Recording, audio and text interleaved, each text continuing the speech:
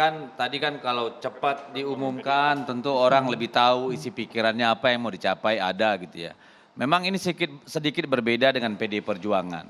Kalau PDI Perjuangan kita itu bahkan kepala daerah pun itu tidak boleh punya visi sendiri. Harus terintegrasi dengan manifesto partai, program partai, dasar prasetya partai, program-program partai. Jadi yang nyusun platform kepala eksekutif itu kita. Tentu nanti mereka juga punya keleluasaan untuk menginjek pikiran-pikiran dia yang spesifik. Tetapi rancang bangun kekuasaan itu, rancang bangun dari apa yang mau dikerjakan itu dikerjakan oleh partai.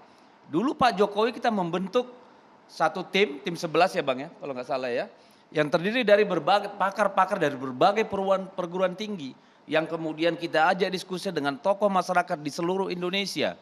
Sekarang juga begitu. Jadi pembangunan kita ini kan salah satu masalahnya kan, karena setiap kepala daerah punya programnya sendiri. Tidak ada kaitannya dengan di tingkat pusat. Ya, punya sendiri. Padahal ketika dibenturkan dengan RPJMN, ya, itu juga nggak nyambung. Jadi kita percaya siapapun yang kita usulkan nanti, dia akan berjalan dalam satu blueprint, shared vision, visi bersama tentang bangsa ini yang memang sudah dikonsultasikan dengan sebanyak mungkin orang yang terrepresentasi. Yang nyusun tuh profesor doktor semua, tokoh-tokoh masyarakat. Yang dua nama tadi disebutkan Bang Pangi Bang, ada nama Puan dan juga Ganjar Pranowo.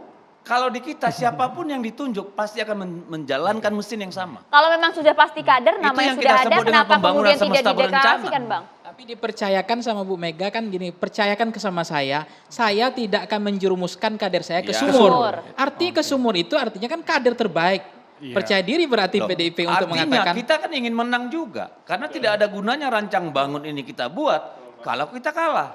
Meskipun bagi PDI Perjuangan, kemenangan bukan satu-satunya tujuan, karena kemenangan cuma alatnya. Tapi saya begini Bang berpikir. Saya tambah sedikit Mas Caniago.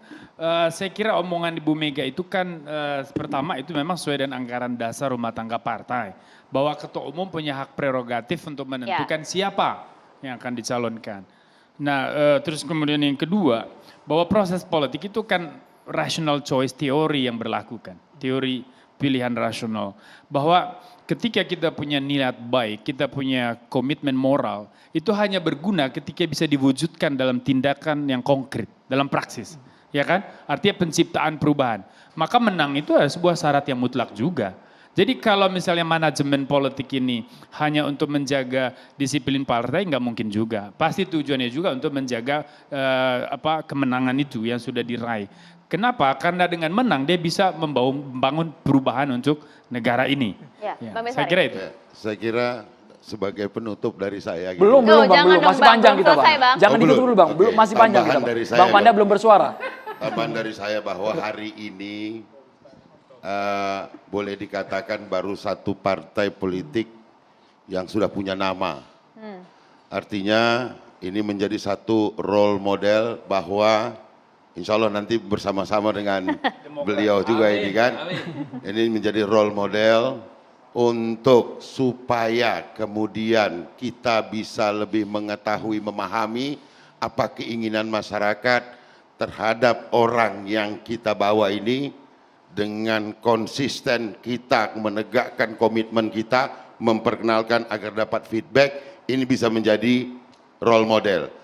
Saya menghimbau juga kepada seluruh pihak untuk tidak kemudian membuat satu manuver-manuver politik ya, untuk kemudian seperti beberapa kali terjadi di luaran sana ya, di beberapa provinsi yang dikunjungi, kemudian ada hal-hal yang notabene adalah dilakukan oleh para pihak untuk kemudian membuat cacat acara-acara yang kami lakukan dalam rangka memenuhi komitmen kami bahwa kami ingin memperkenalkan lebih cepat.